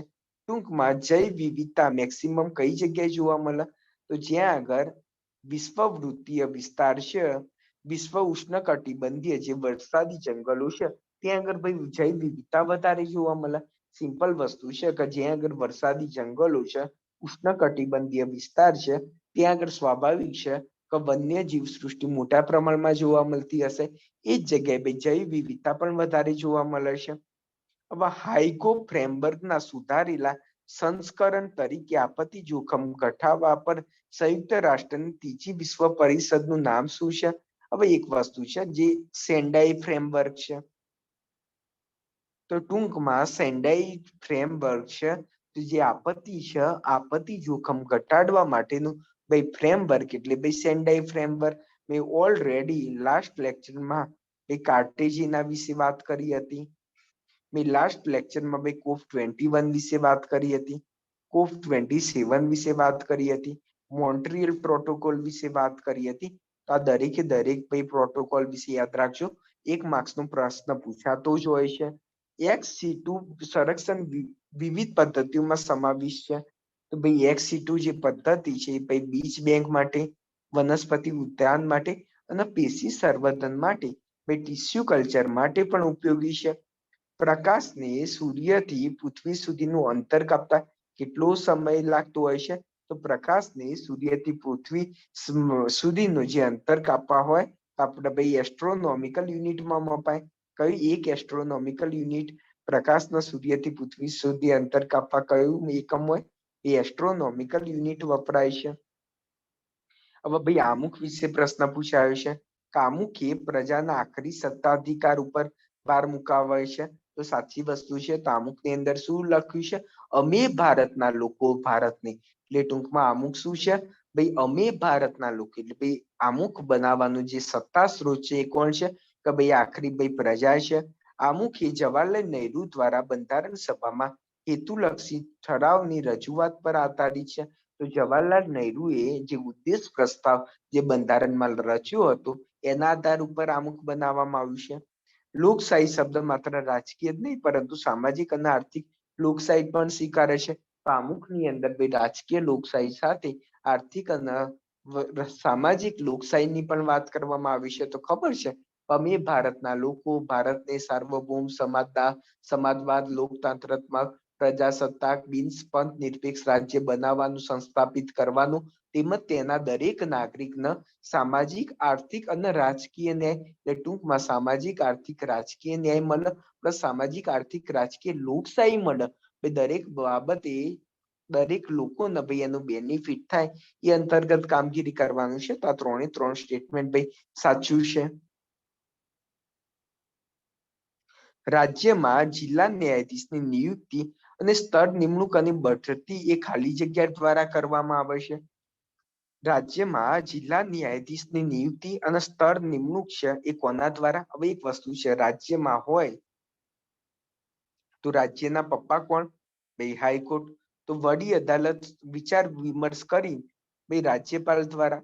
એટલે એક વસ્તુ સમજવાની કે હાઈકોર્ટ અને સુપ્રીમ કોર્ટના ન્યાયાધીશના ફેરબદલી કરવી હોય નિમણૂક કરવી હોય એની સત્તા રાષ્ટ્રપતિ પાસે છે. પરંતુ જે જિલ્લા ન્યાયાધીશ વિશે હોય તેની સત્તા કોના પાસે છે? ભાઈ રાજ્યપાલ પાસે છે. નીચેના પૈકી કયું રાજ્ય એ પહેલા સહયોગી રાજ્ય હતું ત્યારબાદ પૂર્ણ રાજ્ય બન્યું? તો સિક્કિમ છે. પહેલા સહયોગી રાજ્ય હતું પરંતુ 1975માં ભાઈ પૂર્ણ રાજ્ય બનાવ્યું છે. સંસદીય પરિભાષામાં ક્લોઝર શબ્દનો અર્થ શું થાય? તો કોઈ ક્લોઝર એટલે બંધ કરવું. ભાઈ ક્લોઝ કરી દો. કોઈ ટોપિક ઉપર ચર્ચા બંધ કરવી હોય તેને શું કહેવાય? કોઈ પ્રસ્તાવ ઉપર ભાઈ ચર્ચા બંધ કરવી હોય તેને શું કહેવાય? એટલે ક્લોઝર કહેવાય. તમારા કોઈ મિત્ર વર્તુળ સાથે કોઈ મુદ્દે ભાઈ તડપ થઈ ગઈ છે કે ભાઈ કોઈ માનતું નથી તેને શું કહેવાય? કોઈ પ્રસ્તાવ પર ચર્ચાનું અંત કરવું એને ભાઈ ક્લોઝર કહેવામાં આવે છે. જો નીચેના શરતોનું પાલન થતું હોય તો રાજ્યમાં કટોકટી 1 વર્ષથી અધિક સમયગાળા માટે પણ લંબાવી શકાય છે. નીચેના પૈકી કઈ શરત સાચી છે? કે આર્ટિકલ 352 કલમ હેઠળ સમગ્ર ભારતમાં અથવા રાજ્યમાં કટોકટી દાખલ કરેલી હોય એ ટૂંકમાં ભાઈ રાષ્ટ્રીય કટોકટી હોય ત્યારે ભાઈ 1 વર્ષ કરતા પણ વધારે રાજ્યમાં કટોકટી લંબાવી શકાય છે. જો ચૂંટણી એવું પ્રમાણિત કરે કે રાજ્યમાં ચૂંટણી યોજવી મુશ્કેલ છે, રાજ્યની પરિસ્થિતિ બહુ ખરાબ છે, એમાં ચૂંટણી યોજવી ભાઈ મુશ્કેલ છે, 1 વર્ષ કરતા વધારે કરી શકાય છે. ભારતના બંધારણમાં નીચેના પૈકી કયો અધિકાર એ માનવ અધિકાર તેમજ મૂળભૂત અધિકાર છે? તો આખા ગામને ખબર હશે કે ભાઈ જે શિક્ષણનો અધિકાર છે આપણા બંધારણની અંદર તમને ખ્યાલ હશે કે 21A અંતર્ગત ભાઈ જે શિક્ષણનો અધિકાર આપણને પ્રાપ્ત થયો છે તે ભાઈ માનવ અધિકાર પણ છે અને મૂળભૂત અધિકાર પણ છે. ઓકે, નીચેના પૈકી કોણ પોતાના સત્તા મહદ અંશે પ્રત્યાયુક્ત વિધિ નિર્માણ વ્યવસ્થા હેઠળ પ્રાપ્ત કરેલ છે? નીચેના પૈકી કોને પ્રત્યાયુક્ત વિધિ નિર્માણ એટલે ભાઈ પોતે કાયદા ઘડીને પોતાની સત્તા પ્રાપ્ત કરી છે? તો જે ધારાકીય સમિતિ જે બનાવવામાં આવતી હોય છે તેમના માટે ભાઈ જે કાયદા બનાવવામાં આવતા હોય છે એના આધારે ભાઈ સત્તા પ્રાપ્ત કરેલી હોય છે. નીચેના પૈકી કયા ન્યાયિક તંત્રનો બંધારણમાં ઉલ્લેખ કરવામાં આવે છે? તો જે જિલ્લા ન્યાયાલય છે એ બંધારણના અનુચ્છેદ અંતર્ગત જોગવાઈ છે. એટલે ભાઈ માટે જિલ્લા ન્યાયાલય છે એની જ માત્ર ભાઈ બંધારણની અંદર ઉલ્લેખ કરેલું છે. ફાસ્ટ ટ્રેક કોર્ટ, ગ્રામ ન્યાયાલય, લોક અદાલત એ પાછળથી આવેલા કોન્સેપ્ટ છે. નીચેના પૈકી કયા વિધાન સત્ય છે? તો 26 નવેમ્બર 1949 ના રોજ બંધારણ અપનાવવામાં આવ્યું પરંતુ બંધારણની તમામ જોગવાઈઓ આ તારીખથી અમલમાં આવી નથી. તો ભાઈ સાચી વસ્તુ છે કે 26 નવેમ્બર 1949 ની દિવસે બંધારણ અપનાવવામાં તો આવ્યું હતું પરંતુ બંધારણ અમલી 26 જાન્યુઆરી 1950 ના રોજ થયું હતું. ભાઈ 26 નવેમ્બર 1949 તો સંઘ છે, ચૂંટણી પદ્ધતિ છે, કટોકટી છે અને નાગરિકતા આટલી બાબત છે એ જ ભાઈ સ્વીકૃત કરવામાં આવી હતી. બીજા બધા ભાગનું અમલીકરણ ભાઈ 26 જાન્યુઆરી 1950 ના રોજ થયું હતું. ભાઈ સાચી વાત છે. કોઈ રાજ્યનું નામ બદલવા માટે સંસદમાં કેટલી બહુમતી હોવી જરૂરી છે? હવે એક વસ્તુ સમજો કે કોઈ રાજ્યનું નામ બદલવું હોય તે આર્ટિકલ 3 અંતર્ગત આપણે નામ બદલી શકીએ છીએ. એ માટે ભાઈ સિમ્પલ મેજોરિટી જરૂરિયાત હોય. તો હાજર સભ્યો અને મતદાનની બહુમતી હોય એ ભાઈ ટૂંકમાં સિમ્પલ મેજોરિટી હોય તો આપણે કોઈનું નામ બદલી શકીએ છીએ. ઓકે, નીચેના પૈકી કાયદાનું શાસનનું મુખ્ય લક્ષણ શું છે? ભાઈ કાયદાનું શાસન કોને કહેવાય? રૂલ ઓફ લો કોને કહેવાય? તો ભાઈ સત્તાની મર્યાદા છે. જે પાર્ટી જે શાસન કરી રહ્યા છે, એક વસ્તુ સમજો કે નરેન્દ્રભાઈ મોદી સત્તાનો ઉપયોગ કરતા હોય છે, રૂલિંગ પાર્ટી હોય છે, એની સત્તાનું મર્યાદા હોય. એટલે ટૂંકમાં જે આપણું બંધારણ બનાવેલું છે, જે કાયદો બનાવેલું છે એનું જ ચાલશે. નરેન્દ્રભાઈ મોદીનું નહીં ચાલે. એને શું કહેવાય? ભાઈ સત્તાની મર્યાદા આપતા હોય. તો ભાઈ કાયદાના શાસનમાં શું હોય? ભાઈ સત્તાની મર્યાદા હોય, કાયદા સમક્ષ સમાનતા હોય, ભાઈ ઇક્વલિટી બિફોર લો. એટલે ભાઈ એક વસ્તુ સમજો, કાયદા સમક્ષ દરેક વ્યક્તિ સમાન છે. ભાઈ ઊંચ નીચ, ધર્મ, જાતિ, જ્ઞાતિ, લિંગ એનું કોઈ પણ જાતનો ભેદભાવ નહીં રાખવામાં આવે. કદાચ અમીર વ્યક્તિ કોઈ ગુનો કરે છે એને જે સજા થશે એ જ સજા ભાઈ ગરીબ ન થશે. એટલે એવું નહીં અમીરને ઓછી સજા થાય, ગરીબને. એટલે ભાઈ કાયદા સમક્ષ ભાઈ સમાનતા છે. સરકાર પ્રત્યે લોકોની જવાબદારી છે. તો ભાઈ સાચી વસ્તુ છે કે ભાઈ સરકાર પ્રત્યે ભાઈ લોકોની જવાબદારી છે. સ્વતંત્રતા અને નાગરિક અધિકારો તો ભાઈ ખોટી વસ્તુ છે. કાયદાના શાસનની અંદર નાગરિક અધિકારોનો સમાવેશ થતો નથી.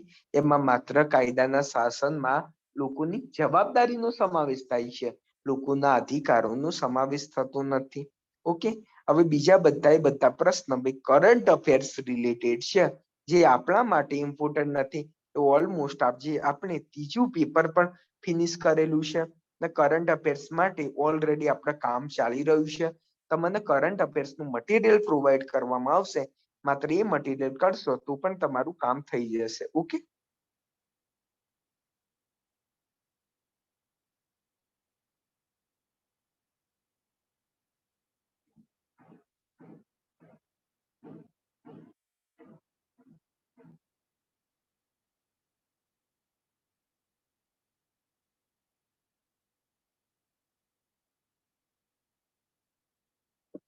એટલે શું કરશો? ઓકે ઓકે,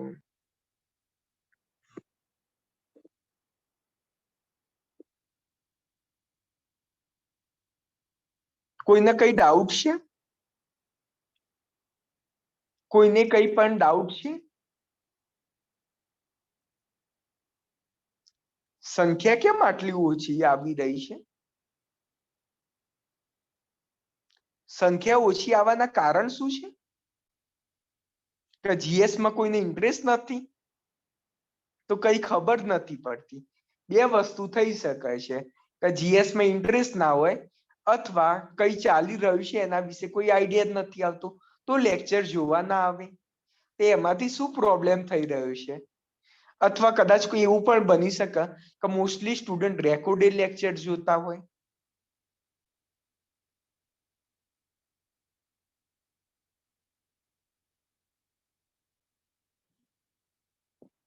ઓકે ઓકે, 4:30 વાગ્યા સુધી લેક્ચર હતું. ઓકે ઓકે, એટલા માટે કન્ટિન્યુઅસ લેક્ચર આવતા હોય છે એના કારણે.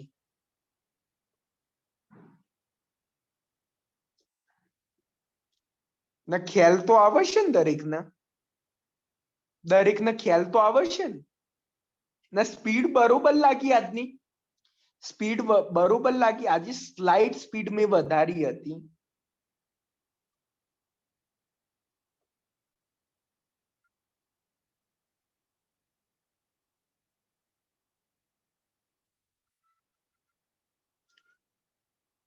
ઓકે, ના પ્રશ્ન તમે એક માર્ક કર્યું કે જે ઓલમોસ્ટ જે ટોપિક ઉપરથી પ્રશ્ન આવતા હોય છે એ જ ટોપિકમાંથી ઓલમોસ્ટ એ લોકો પાછા રિપીટ કરતા હોય છે. એટલા માટે જે મોસ્ટ આઈએમપી ટોપિક છે, જેમ કે તમે જુઓ કે લાસ્ટ લેક્ચરની અંદર પણ અમુકમાંથી પ્રશ્ન પૂછાયો હતો, આ વખતે પણ અમુકમાંથી પ્રશ્ન પૂછાયેલો છે. એટલે ઓલમોસ્ટ ઘણા બધા પ્રશ્ન રિપીટ જ થતા હોય છે અથવા એ ટોપિકમાંથી રિપીટ થતા હોય છે. તો જે પ્રીવિયસ યરના પૂછાતા હોય એ કરજો. તો જે રેકોર્ડિંગ છે ને યુટ્યુબ ચેનલમાં મુકાય છે. રેકોર્ડિંગ તમારી સુબી એકેડમીની જે યુટ્યુબ ચેનલ છે એની અંદર અવેલેબલ થતા હોય છે.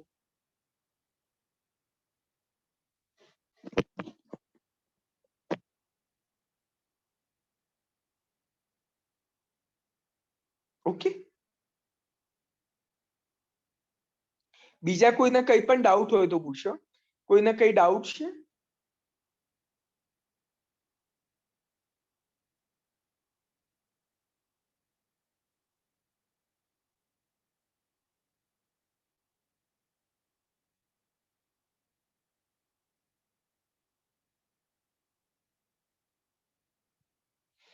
કોઈને કઈ ડાઉટ હોય તો પૂછ્યું છું.